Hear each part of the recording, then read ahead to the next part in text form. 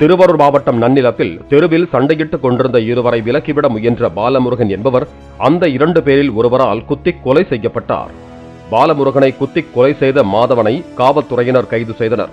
வரும் வெள்ளிக்கிழமை பாலமுருகனின் மகனுக்கு திருமணம் நடைபெற இருந்த நிலையில் அவர் கொலை செய்யப்பட்டது உறவினர்கள் மத்தியில் சோகத்தை ஏற்படுத்தியிருக்கிறது.